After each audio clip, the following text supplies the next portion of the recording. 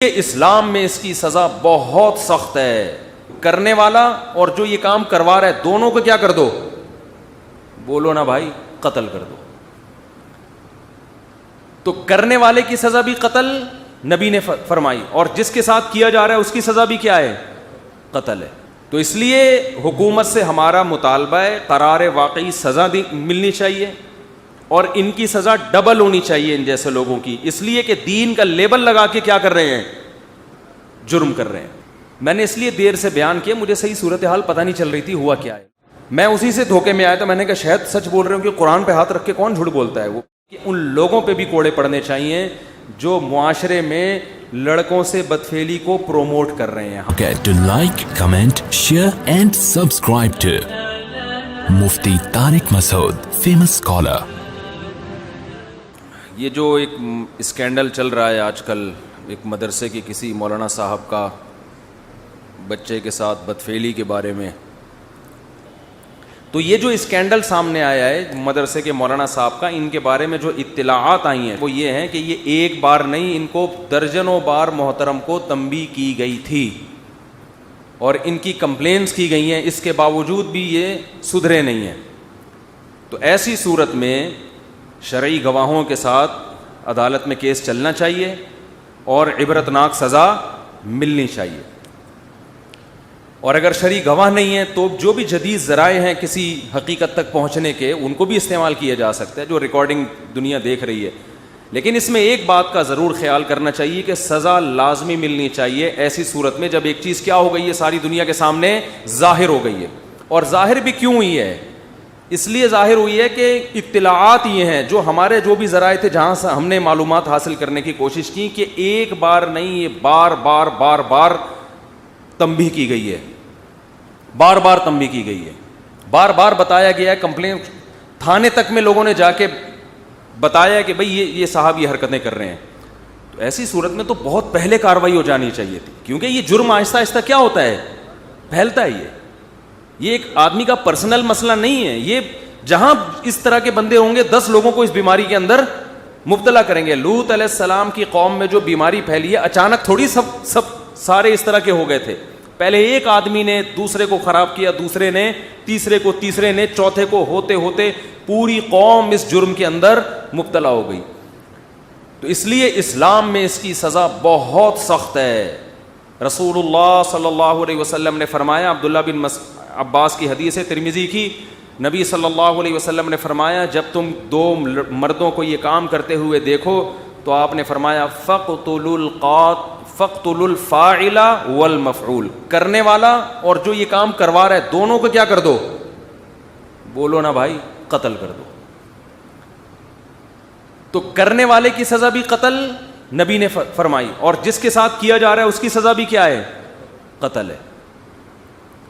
یہ نہیں کہ جو کرنے والا ہے وہ تو سزا ہوگی, جو کروانے والا ہے اس کو کوئی سزا نہیں ملے گی, ایسا نہیں ہے, اس کی سزا بھی قتل ہے. تو اور دوسری بات اس میں یہ کہ مدرسے کے مولانا ہے یا غیر مولانا ہے, نبی صلی اللہ علیہ وسلم نے ارشاد فرمایا لو ان فاطمہ بنت محمد سرقت لقطعتها, فرمایا اگر میری بیٹی فاطمہ بنت محمد صلی اللہ علیہ وسلم وہ بھی چوری کرتی تو میں اس کا بھی ہاتھ کاٹ ڈالتا. تو اس لیے حکومت سے ہمارا مطالبہ ہے قرار واقعی سزا ملنی چاہیے اور ان کی سزا ڈبل ہونی چاہیے ان جیسے لوگوں کی, اس لیے کہ دین کا لیبل لگا کے کیا کر رہے ہیں؟ جرم کر رہے ہیں. ایک عام آدمی جرم کرے ایک الگ چیز ہے, اور آپ دین, اور پھر چلو بند کمرے میں کبھی جرم کیا ہوتا, کمپلین ہوتی, شاید اللہ توبہ کی توفیق دے دیتا کہ یار غلط ہو گیا. اول تو یہ بھی بہت بڑا جرم ہے کہ آپ مدرسے میں بیٹھے ہوئے ہو, آپ سے تو ایک دفعہ بھی نہیں ہونا چاہیے. لیکن بار بار جو مجھے اطلاعات ملی ہیں, جو جہاں تک میں جانتا ہوں, بار بار تنبیہ کی جا رہی ہے, بار بار کمپلین ہو رہی ہے, مگر ایک آدمی سدھرنے کا نام نہیں لے رہا. تو پھر تو بھائی سزا بنتی ہے, اور ٹھیک ٹھاک سزا بنتی ہے, ڈبل سزا ہونی چاہیے, ایک جرم کی اور ایک آپ دین کا لبادہ اوڑھ کے بیٹھے ہوئے ہیں, آپ کی وجہ سے ہمارا ملک بدنام ہو رہا ہے, دینی مدارس بدنام ہو رہے ہیں, علماء بدنام ہو رہے ہیں. تو سزا بھی ہونی چاہیے, اور ہم یہ سمجھتے ہیں کہ عام لوگوں کی سزا کی نسبت سخت سزا ہونی چاہیے. دوسری بات یہ کہ ان کے ساتھ ساتھ ایک اور طبقے کو سزا ہونی چاہیے جو ان جیسے واقعات کی بیس پہ تمام مدارس کے پیچھے پڑ گئے ہیں. دیکھو میں آپ کو ایک بات سمجھاتا ہوں. یہ واقعہ لاہور میں ہوا اور جنہوں نے کیا وہ لاہوری ہیں. اللہ نہ کرے, خدا نہ خواستہ, کسی کراچی والے کو لاہور سے کوئی ٹھڑک ہو اور وہ کہے کس لوگوں کو بدنام کرتا پھر لاہوری غلط ہوتے ہیں, لاہوری غلط ہوتے ہیں, اور یہ واقعہ سامنے آئے کہ دیکھو لاہوری نے کیا کیا, اس سے پتہ چلتا ہے لاہوری ایسے ہوتے ہیں. لاہور والوں کو غضب آئے گا کہ نہیں آئے گا کہ بھائی ہم نے کب ساری دنیا کے ہر آدمی کا ٹھیکہ لیا ہوا ہے کہ لاہور میں جو گند ہو ہمارے کھاتے میں ڈالا جائے. اگر یہ صاحب کراچی کے ہوتے یا پشاور کے ہوتے اور کسی کو پشاور والوں سے ویسے ہی ٹھڑک ہے, بغض ہے, وہ پشاور کو ویسے ہی بدنام کرتا پھرتا ہے کہ وہ یوں ہوتے ہیں وہ یوں ہوتے ہیں, اور یہ واقعہ پشاور میں ہوتا اور وہ صاحب پشاور کے ہوتے, پشتو اسپیکنگ ہوتے, اور کوئی اس بیس پہ کہتا ہے کہ دیکھا ہم تو کہتے ہیں نا پشاور والے ایسے ہوتے ہیں, تو پشاور والے چھوڑتے اس کو؟ بولو بھائی. وہ کہتے ہیں کیا دنیا میں جو جرم پشاور میں ہو رہا ہے تو کیا پورا پشاور اس کا ذمہ دار ہوگا؟ اگر کسی کو کراچی سے ٹھڑک ہے یا اردو اسپیکنگ سے ٹھڑک ہے اور یہ مولانا صاحب کراچی میں ہوتے, اردو اسپیکنگ ہوتے, اور اس بیس پہ کوئی یہ کہتا کہ ہم تو پہلے ہی کہتے تھے یہ اردو اسپیکنگ ایسے ہوتے ہیں, تو یہ بات درست ہوتی؟ تو اگر کسی مدرسے میں کوئی واقعہ ہوا ہے اس بیس پہ یہ کہنا کہ مولوی لوگ ایسے ہوتے ہیں, قاری لوگ ایسے ہوتے ہیں, مدرسے والے ایسے ہوتے ہیں, یہ بالکل اسی طرح جہالت ہے جیسے کوئی اس بیس پر یہ الزام لگائے کہ لاہور والے ایسے ہوتے ہیں. لاہور والے نہیں چھوڑیں گے اس کو, وہ کہیں گے پہلے ایسے تھے نہیں تھے, اب جو ہے نا تیرے ساتھ ہم ایسے ہی ہوں گے, وہ نہیں چھوڑیں گے اس کو. تو اسی طرح جس کو اپنی جس کے خلاف بغض نکالنا ہے نا وہ یہاں بیٹھ کے نکال رہا ہے. ایک جرم ہے جو بہت بڑا جرم ہے کیونکہ ایک دینی ادارے میں ہو رہا ہے اور ایک ایسی شخصیت کر رہی ہے جس کی نسبت کس کی طرف ہے, اور افسوس اس پر ہوا ہے کہ دینی کتاب ہاتھ میں رکھی ہوئی ہے. دینی کتاب ہاتھ میں, یہ تو کفر ہے نا ایک طرح کا. تو اس لیے نہ ہم اس جرم کو ہلکا سمجھتے ہیں, نہ ہم یہ سمجھتے ہیں کہ یہ جرم قابل معافی ہے, لیکن ہم لوگوں کو بھی ایک تنبیہ کر رہے ہیں کہ سزا یقیناً ملنی چاہیے. اس کے خلاف جتنا احتجاج کیا جائے کم ہے, لیکن ایک اصول ہمیشہ ذہن میں رکھو کہ یہ بات بہرحال کھوپڑی کے اندر بٹھا لیں کہ کسی کے جرم پہ خوشیاں منانا اس کا بہرحال کوئی تک نہیں بنتا.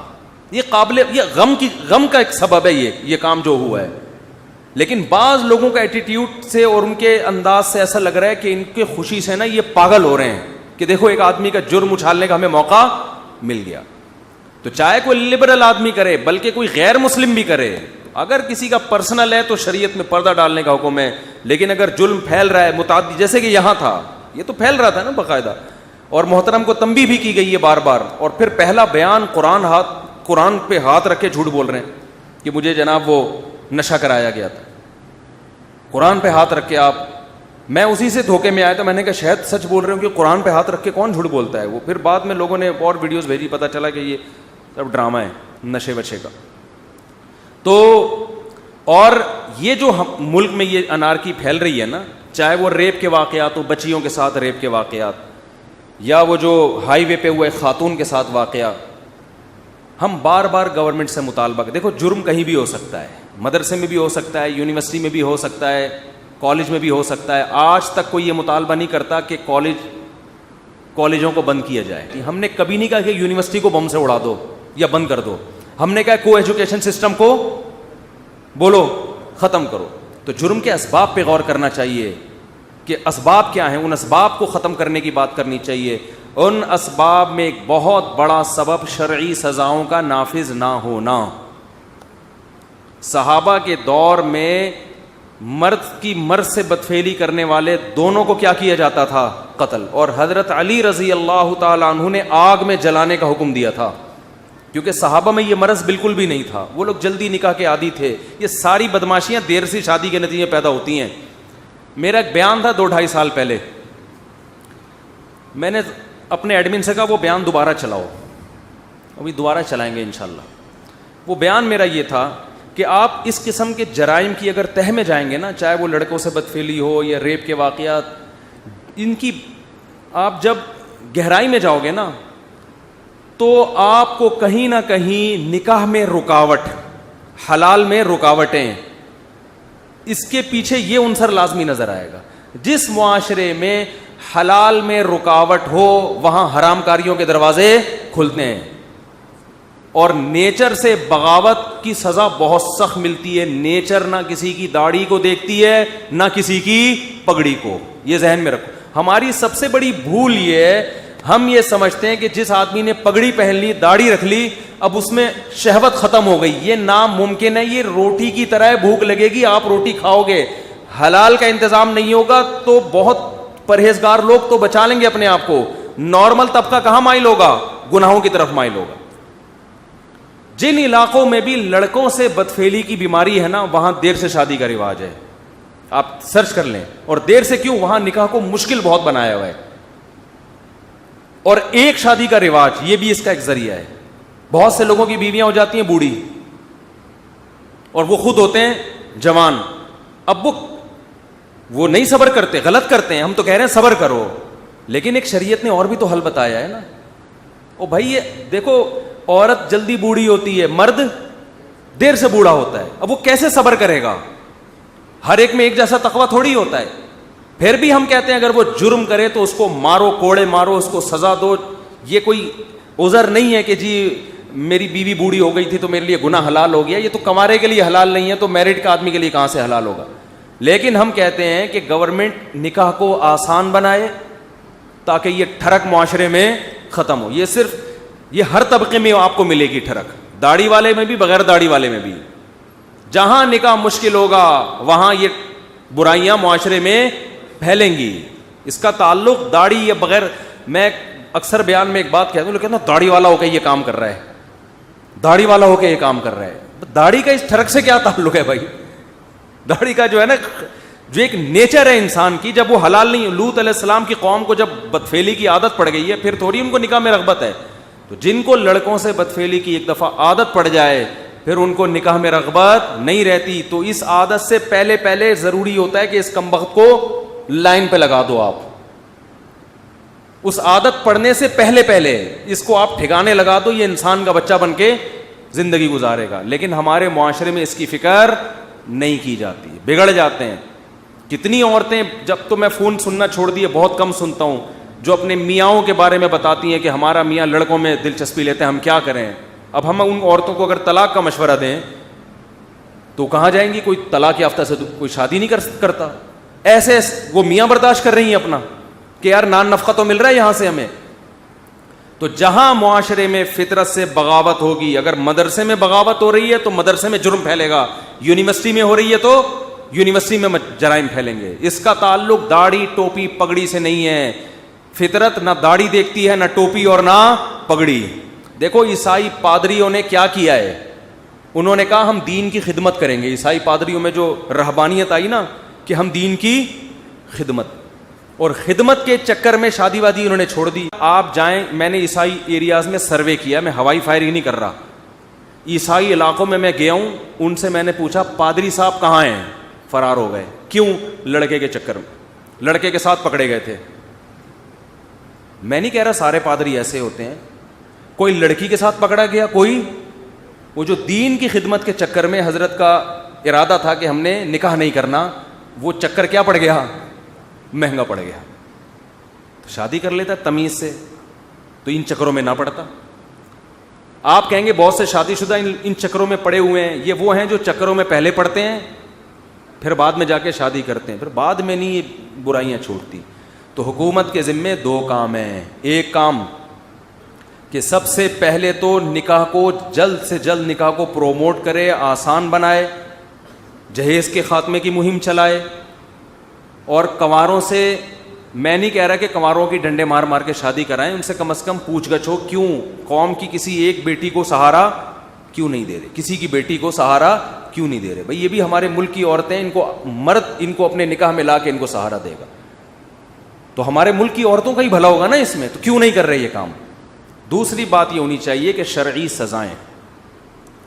سعودی عرب میں اب تک تو یہ تھا کہ اگر کوئی لڑکا سے بدفعلی کرتے ہوئے پکڑا جائے تو دونوں کی گردن اڑاتے ہیں. اب کا مجھے نہیں پتا آج کل کیا ہو رہا ہے. تو اس کی وجہ سے بہت حد تک اس برائی پہ کنٹرول تھا. تو شرعی سزائیں نافذ ہونی چاہیے. میں کہتا ہوں 8-10 چوروں کا ہاتھ کٹ جائے, اس کے بعد کسی کے باپ میں بھی ہمت نہیں ہوگی چوری. مسجد سے چپل بھی نہیں چرائے گا وہ. 8-10 لوگ سمجھتے ہیں کہ جب چوروں کے ہاتھ کٹیں گے پورا ملک لنڈا ٹنڈا ہو جائے گا. وہ بھائی کٹنا جب شروع کریں گے بہت زیادہ 8-10 کے ہاتھ کٹیں گے اتنی کروڑوں کی آبادی میں.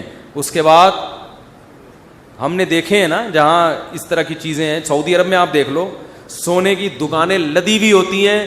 لوگ اسی طرح 10-15 سال پہلے تو یہی حال تھا, سونے کی لدی ہوئی دکانیں کھلی چھوڑ کر لوگ کہاں چلے جاتے ہیں؟